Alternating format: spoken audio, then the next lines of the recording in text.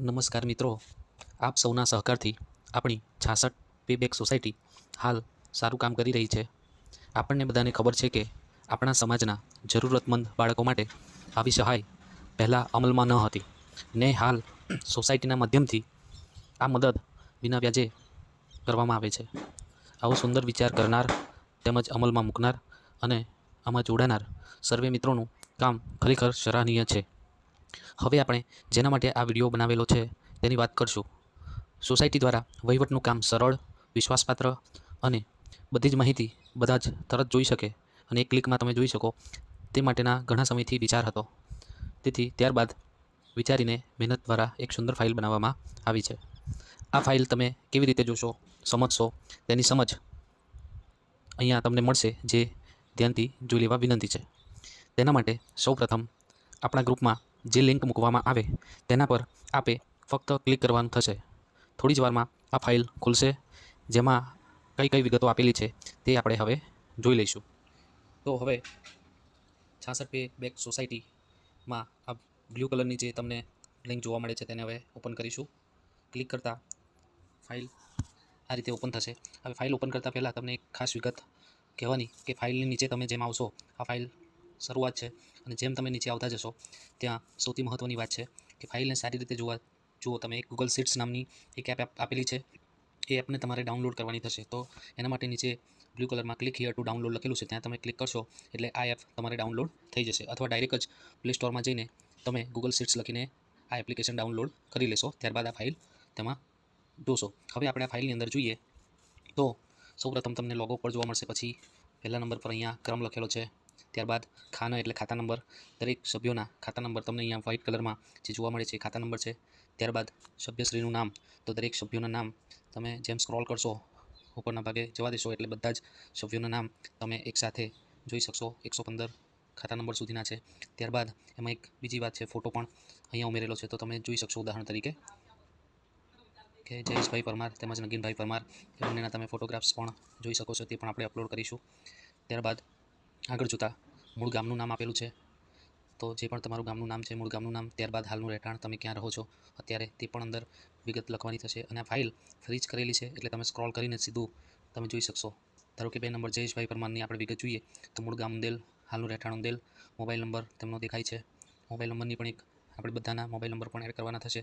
તો એની એક પણ સારી બાબત છે કે મોબાઈલ નંબર પર તમે આંગળી મૂકી રાખશો તો સીધો ઓપ્શન કોલનો આવશે, જેથી ડાયરેક્ટ તમે કોઈ પણ સભ્યને જરૂરિયાત હોય તો કોલ પણ કરી શકશો. બાજુમાં આપણે બ્લડ ગ્રુપ પણ મૂકેલું છે, એ માહિતી પણ પછી અપલોડ કરવાની છે.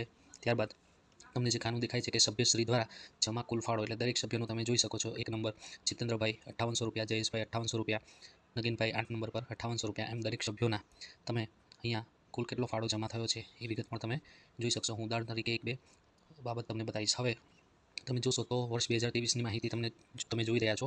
તો જયેશભાઈ પરમાર છે તો જુઓ, જુલાઈમાં 200 રૂપિયા, પછી ઓગસ્ટમાં 200, સપ્ટેમ્બરમાં 200, ઓક્ટોબરમાં 200. ઓકે, એમ દરેક મહિનાના જેટલો પણ ફાળો તેમણે આપેલો છે એ ફાળો તમે 2023 પછી 24 ઉપર તમે વર્ષ અને મહિના પણ જોઈ શકશો. વર્ષ 2025 છે એના દરેક મહિના. ઓકે, એ રીતે તમે દરેક વિગત જોઈ શકશો. હવે જે કલર કોડ તમને જોવા મળે છે કે ગ્રીન કલર છે, લીલો રંગ છે અને લાલ રંગ છે, એ શા માટે છે તો એ પણ આપણે અહીંયા જોઈ લઈશું. તો એક ઉદાહરણ કે આપણે લીલો રંગ જે તમને દેખાય છે એ કઈ રીતે આપણે સમજવાનું છે એની વિગત જોઈ લઈએ. તો આપણે 8 નંબર જોઈશું. હું એને થોડું હાઇલાઇટ કરું છું. નગીનભાઈ છે, હવે એમના ખાતામાં આપણે જોઈએ તો પહેલા જ મહિને તમે 600 રૂપિયા જુલાઈ 2023ના જુલાઈમાં 600 રૂપિયા તેમણે ફાળો જમા કરાવેલો છે. તો એ 600 રૂપિયા આમ જોવા જઈએ તો એક મહિનાના 200 રૂપિયા હોય છે. એમ તો 600 રૂપિયા જુલાઈ મહિનામાં 200 રૂપિયા, ઓગસ્ટ મહિનામાં 200 આવે અને સપ્ટેમ્બરમાં પણ 200 આવે. પણ એની જગ્યાએ આપણે જુલાઈનો હિસાબ ઓકે રાખવા માટે, જુલાઈની ગણતરી હિસાબની યોગ્ય થાય એ માટે એમાં 600 લખેલા છે. પણ ઓગસ્ટ મહિનામાં તમે જુઓ ગ્રીન તમને જોવા મળશે. તો એ ગ્રીન જે તમને હાઇલાઇટ થાય છે તો એનો મતલબ એવું થશે કે એ માસમાં તેમના 200 રૂપિયા તેમનો ફાળો આવી ગયેલો છે. ગ્રીન કલર જ્યાં પણ જોવા મળે તો તમારે સમજવું કે અંદર ભલે શૂન્ય લખ્યું હોય પણ એ મહિનાનું ફંડ એ તેમનું જમા થઈ ગયેલું છે ત્યાં માનવાનું રહેશે. એટલે જુલાઈના તેમના 200 ગણાશે, ઓગસ્ટના 200 ગણાશે અને સપ્ટેમ્બરના પણ 200 ગણવાના થશે. આ રીતે લીલા રંગની સમજૂતી આપણે જોઈ છે. હવે લીલા રંગમાં એક બીજી પણ વિગત છે કે અહીંયા જુઓ 27 નંબર રતિલાલભાઈ, તો એમણે 500 જમા કર્યા છે. તો 500 રૂપિયા. ઓકે, આપણે બીજી માહિતી જોઈએ ત્યાં સુધી. તો લીલો રંગ છે એનો મતલબ તમારે એ માનવું કે એ મહિનામાં તેમનું ફંડ જમા થઈ ગયેલું છે. ઘણા સભ્યોએ જે માસ જતો રહ્યો છે એના પણ અત્યારે આપેલા હોય તો એ રીતે પણ ગયા મહિને એના આવતા મહિનાનું પણ એમાં ગ્રીન રંગ એ રીતે બતાવેલો છે. તમે ઘણા સભ્યોના તમે જોશો અંદર માહિતી એટલે તમને તેમાં ખ્યાલ આવી જશે. આ વિડીયો આપણે બહુ જ લાંબો ના થતા એટલે આપણે ટૂંકમાં પતાવીશું. હવે આપણે બીજો કલર કોડ લાલ જોઈશું. તો લાલ કલર કોડ છે, લાલ રંગ છે, એનો મતલબ એવું માનવું કે સભ્યએ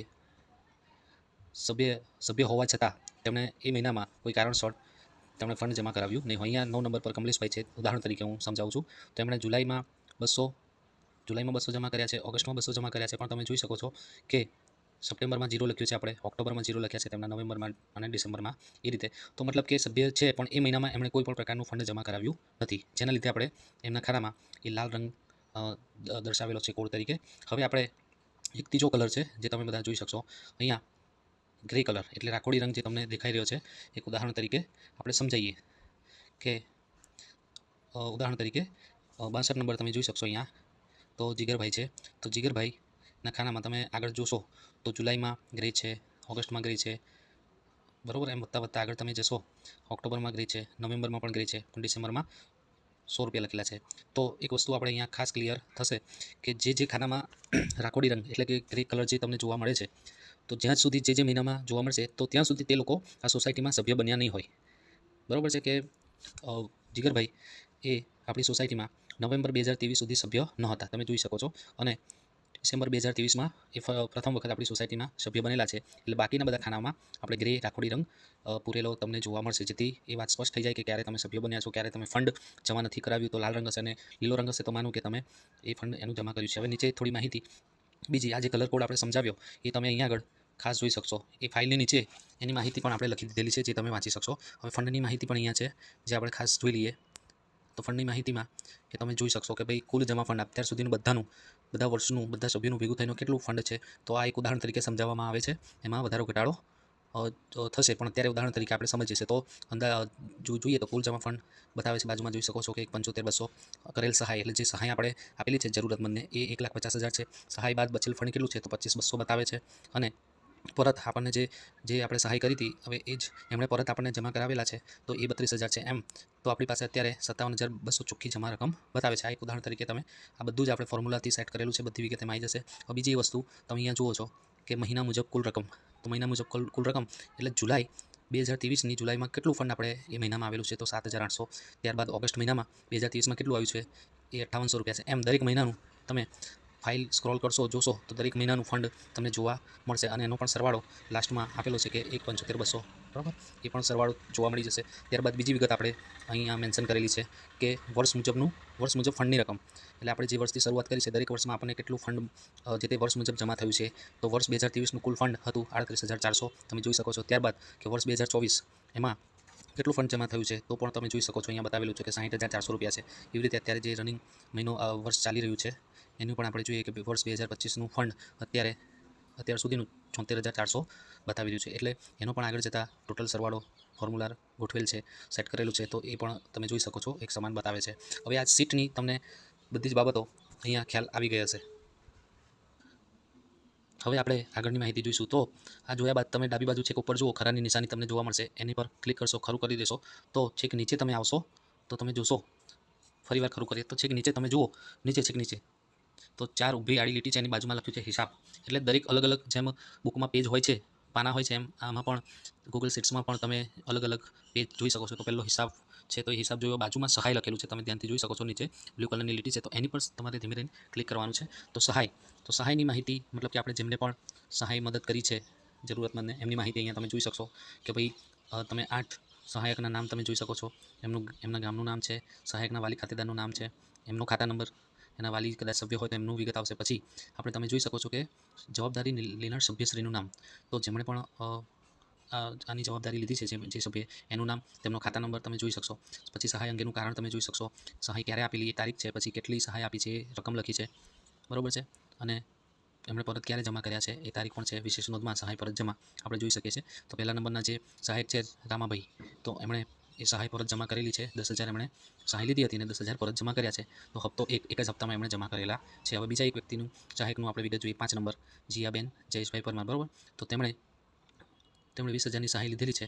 તો આપણે જોઈશું તો એમણે કેટલા જમા કર્યા છે. તો આ હપ્તાની વિગત તમને જોવા મળશે. તો તેમણે અત્યાર સુધી આપણને 2,000 રૂપિયા જમા કરાવેલા છે. આ જાણકારી માટે તમને ઉદાહરણ આપીએ છીએ. કોઈ સ્પેસિફિક પર્સનની માહિતી જાણકારી માટે તમને લેવામાં આવે છે. તો એમણે એક હપ્તો આપેલો છે, પહેલો 1,000 રૂપિયા, બીજો હપ્તો પણ 1,000, એમ ટોટલ અહીંયા 2,000 રૂપિયા એમણે આપેલા છે. એમ 12 હપ્તા સુધી અહીંયા હાલ મૂકવામાં આવેલું છે.